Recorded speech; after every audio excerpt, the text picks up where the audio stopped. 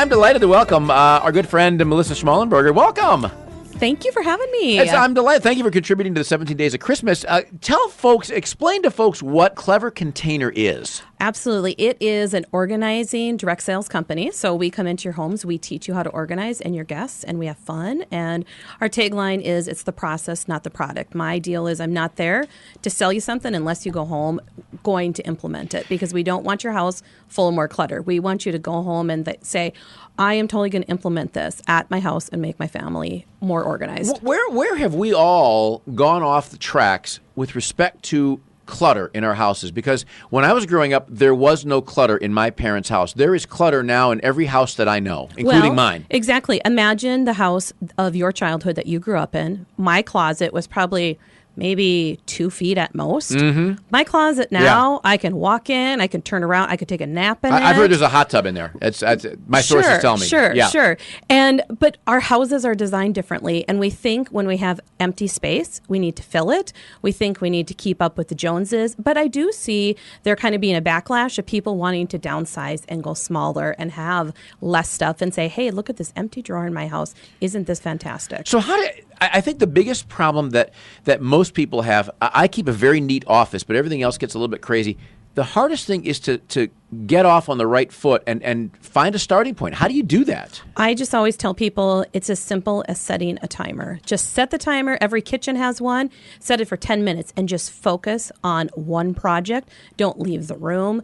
Don't talk to anybody. Don't answer the phone. If you get a text, ignore it. Just for 10 minutes and just focus on that one project. Should people... I think we sometimes get needlessly stressed out, especially at Christmas time. We've got wrapping paper and boxes and gifts and all kinds of stuff, and we start getting lost in the shuffle. Should we give ourselves a little bit of a break at this time of year? Absolutely. It's one of those, if you have children, you're like, oh my gosh, I have to spend the exact same amount on each child. Oh, but then I also have that mathematical equation of they have to have the same number of gifts and they need to be the same sizes. And it's just like, whatever. Just do what your children and your family want and what's important to them. And who cares if your kid doesn't have the newest, shiniest thing for Christmas, as long as they're having a really good time.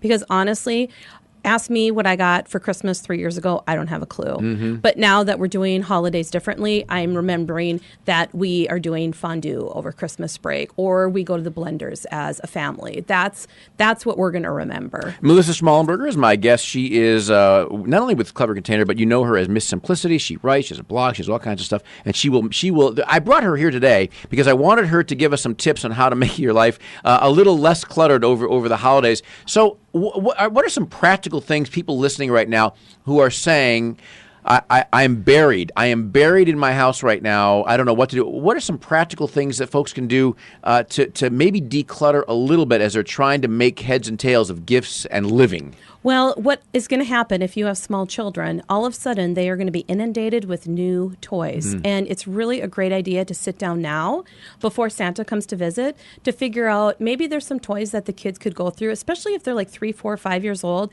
and the magic is still alive in them, and say, let's gather your toys that you no longer use or need or want, and let's put them in a box. And when Santa comes, let's have him come and take those toys and go to the North Pole, or let's take them to the shelter, or let's donate them and get rid of some stuff before you get inundated with more. Because really, a lot of times the kids have these emotional attachments to things, and some of it is legitimate, but a lot of it isn't. What I have found, interestingly enough, it's the parents who have the attachment to the stuff. You can't give that bear away. Aunt Martha gave you that bear. That's a good point, yeah. We paid a lot of money for that. We bought that for you right before you were born. Right. Yeah, it's exactly. a lot. So parents end up doing as much damage to this whole situation. Absolutely. What I tell people is a lot of clutter is right brain stuff, emotional, sentimental. You need to think more left brain and be mathematical and say things like, all right, I'm going to find 10 things that I can get rid of, or I'm going to fill up this box. Or if my child says they want to get rid of something, I'm not going to challenge them in that. And one of our listeners in our online chat room, the Gabby Lounge, makes an interesting comment. Start by cutting up your credit card and stop buying so much stuff. That's really, a lot of it starts there, doesn't it? Yeah, absolutely. And also the telling our kids and giving them instant gratification, and even ourselves, it's like, oh, I want this sweater. Whoop, going to go buy it. And I like to have my kids wait for 24 hours, like especially like with video games. It's like, okay, you're going to wait for 24 hours. Do you really need it? Or even myself, if I want a new pair of shoes, if I can wait for 24 hours and I still want those shoes, then it's okay. But if I instantly buy stuff, it's that's when you get into trouble. And when you're trying to reorganize, and I know for a lot of people this is probably very pedestrian stuff because there's a lot of people that are very good at it. There's a lot of people that just aren't good at it, and I know a lot of them. There's really. Is there a wrong way to do things? You just like making a list. A lot of people make lists, and then they make a list to break down that list. And people keep making lists instead of just doing something. Is that one of the problems, just getting started? Absolutely. The getting started piece is very hard, and the emotional attachment to things is probably a bigger issue. Like even for myself, like there's areas in my home I struggle with, and my husband just looks at me and says, okay, we're going to give you the advice that you give your clients. Now, we're setting the timer. We're going to work on these papers for 10 minutes. And boom, done. Because he then takes the emotional piece out of it and just says, stop being silly and get at it. Because there's no right or wrong way to organize something. It's just a matter of doing something that's functional, right? Well, and it makes sense for you. If you're organizing something for your 3-year-old, you are not going to put something on a top shelf for them to have access to. You want to have something that's easy, that you don't have to help them do, that they can do it themselves and feel great doing it. Are there times, besides Christmas, are there times of years that people just get lost in the shuffle of organizing their lives? Well, I always find January, it's huge with New Year's resolutions. Yeah. My husband and I are joking. We work out at a gym in town almost every day, and it's like, get ready for the onslaught at the gym. There's not going to be a treadmill to be found for 3 weeks. Then come the end of January, everybody's gone. Same thing with organizing. People get really caught up in New Year's resolutions and really think, okay, this is the year I'm going to get organized. But if you follow my blog, read it in the forum, just take a little bit of advice here or there. You don't have to do everything, but take something that resonates with you and just run with it. Visiting with Melissa Schmalenberger, Ms. Simplicity. Give folks your website. It is mssimplicity.com. Yeah, and we'll put that up in our Gabby Lounge.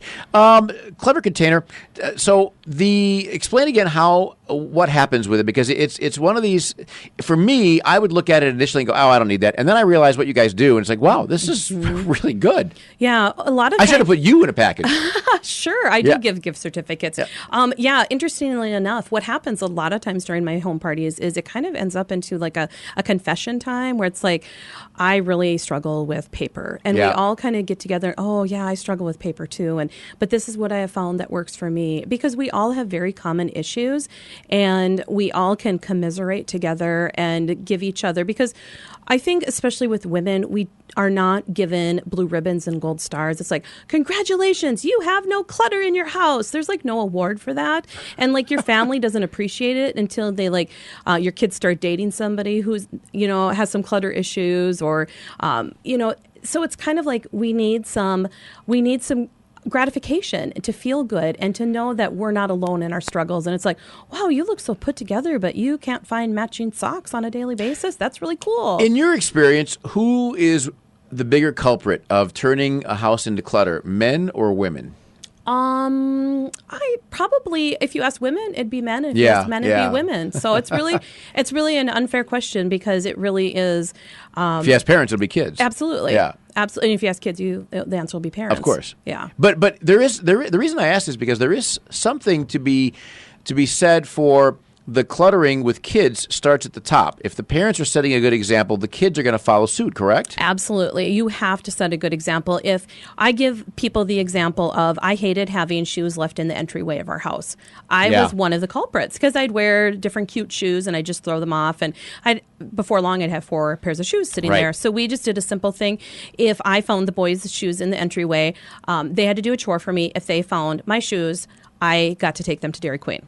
See, we had a rule, and I've said this on the program a number of times, we had a rule in my house growing up. If we find, my parents always explained to me that your bedroom floor is not your closet. Mm-hmm. If we find something on your floor, that's a warning. If we find it on that same item on the floor again, it gets thrown out. And I didn't believe them until my Chicago Blackhawks jersey got thrown out, and it never came back. Well, the difference is your parents had the follow through. A lot of parents threaten and never follow through. And your kids know that. They know. So, and then don't all of a sudden say, this is the day I'm going to follow through. And then all of a sudden your kids are like, well, you've been saying doing this for 20 years. Why all of a sudden now? It is so true. Melissa Schmalenberger, she is a local rep for Clever Container, but also she will make your life easier. And I'm going to get her website up in the Gabby Lounge. And thank you for contributing to the program. But thank you for giving us some tips on decluttering at the most cluttered time of the year. Thank you for having me. I appreciate it. This is the Christopher Gabriel Program.